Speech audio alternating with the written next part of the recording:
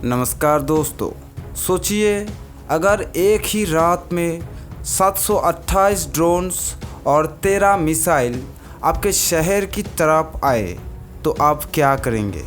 सोचिए एक ऐसा कंट्री जहां मिट्टी के नीचे छुपा है यूरेनियम और ऊपर से बहता है ब्लू गोल्ड यानी कि पानी, और एक 12 किमी का छोटा सा रास्ता जो बन गया है दुनिया के सबसे बड़े युद्धों को रोकने में सबसे बड़ा रोल बैक। और जब ट्रंप को चाहिए नोबेल प्राइज़ तो क्या इसका मतलब नोबेल अब सिर्फ पॉलिटिक्स का अवार्ड रह गया है। तो दोस्तों welcome to the true man, जहां आपको मिलता है खबरों का असली चेहरा, बिना फिल्टर बिना ड्रामा के। अगर आपको सच सुनना पसंद है तो अभी लाइक करो, सब्सक्राइब करो, कमेंट करके बताना मत भूलना कौन सी खबर ने आपको सबसे ज़्यादा हिला दिया। एक ही रात, सिर्फ एक ही रात में 728 ड्रोन्स और 13 मिसाइल्स। ये वार नहीं, ये वार्निंग है पूरे यूरोप के लिए। रशिया ने यूक्रेन पर एक मैसिव एयर अटैक किया है। ड्रोन्स और मिसाइल्स ने मिलिट्री बेस, पावर प्लांट्स और इवन रेसिडेंटल एरियाज को टारगेट किया। ये सिर्फ एक मिलिट्री स्ट्रेटेजी नहीं है, ये साइकोलॉजिकल वारफेयर भी है। पुतिन का मैसेज क्लियर है, मैं रुकने वाला नहीं हूँ। अब यूक्रेन ऑलरेडी स्ट्रगल कर रहा है रिसोर्स के साथ, और अब ये अटैक उनके इंफ्रास्ट्रक्चर को ऑलमोस्ट कोलैप्स की तरफ ले जा रहा है। तो अब सवाल ये है, क्या नेटो या अमेरिका एक्टिवली इंटरफेयर करेगा? क्या ये थर्ड वर्ल्ड वॉर की शुरुआत हो सकती है? और एक खबरें सुने, शांति सिर्फ 12 किमी दूर है, लेकिन उस 12 किमी ने पूरा युद्ध रोक रखा है। क्या पीस एक रास्ता चाहता है या पॉलिटिक्स का बाईपास? इजराइल और हमास के बीच सीज़फायर की बातें हो रही है, लेकिन सबसे बड़ी दिक्कत आ रहा है एक 12 किमी लंबी कॉरिडोर को लेकर। हमास चाहता है ये कॉरिडोर बना रहे जिससे गाजा स्ट्रिप और वेस्ट बैंक का लिंक हो, लेकिन इजराइल के लिए ये सिक्योरिटी थ्रेट है। उनका कहना है इस रूट से वेपन्स और मिलिटेंट्स इन्फिल्ट्रेट करते हैं, इसीलिए नेतन्याहू रेडी नहीं है उस रूट को अलाउ करने के लिए, और हमास भी अपनी कंडीशन से हटने को तैयार नहीं। और यहाँ पर सीज़फायर का सपना अभी भी सस्पेंड है। इधर ट्रंप चाहते हैं नोबेल पीस प्राइज, लेकिन क्या पीस अब सिर्फ एक पॉलिटिकल गेम बन गया है? डोनाल्ड ट्रंप ओपनली कह चुके हैं कि उन्हें नोबेल प्राइज़ मिलना चाहिए, क्योंकि उन्होंने नॉर्थ कोरिया से बात की और इजराइल अरब पीस डील में रोल प्ले किया। लेकिन यही कंट्रोवर्सी का रूट है।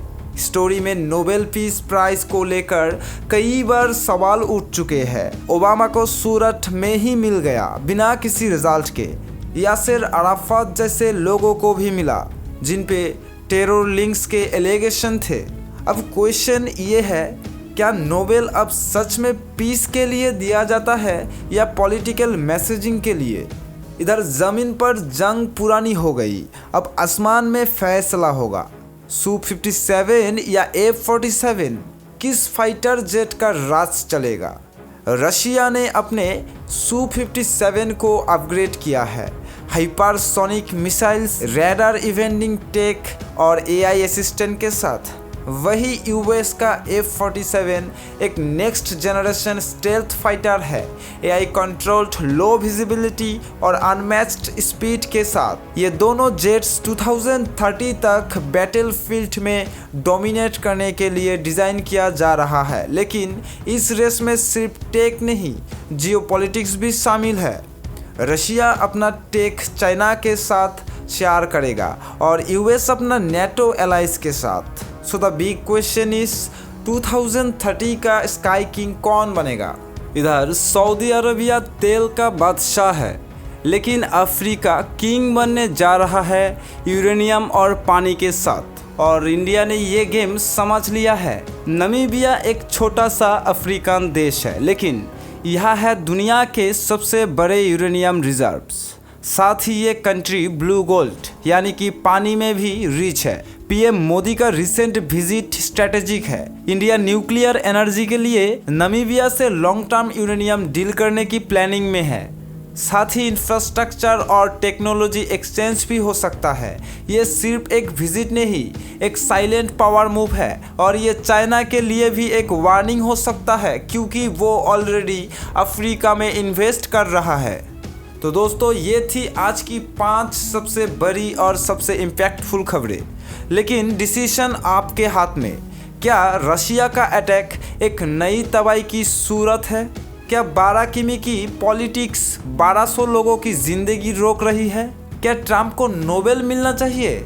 और 2023 के स्काई का असली किंग कौन बनेगा? और अंत में रहता है एक क्वेश्चन, क्या इंडिया नामीबिया में एक न्यूक्लियर जैकपॉट मारने जा रहा है? तो दोस्तों, अगर आपको द ट्रू मैन का काम पसंद आता है तो प्लीज़ लाइक, सब्सक्राइब और शेयर करना मत भूलना। नए वीडियो के साथ फिर मिलेंगे सच के एक और नए एपिसोड में।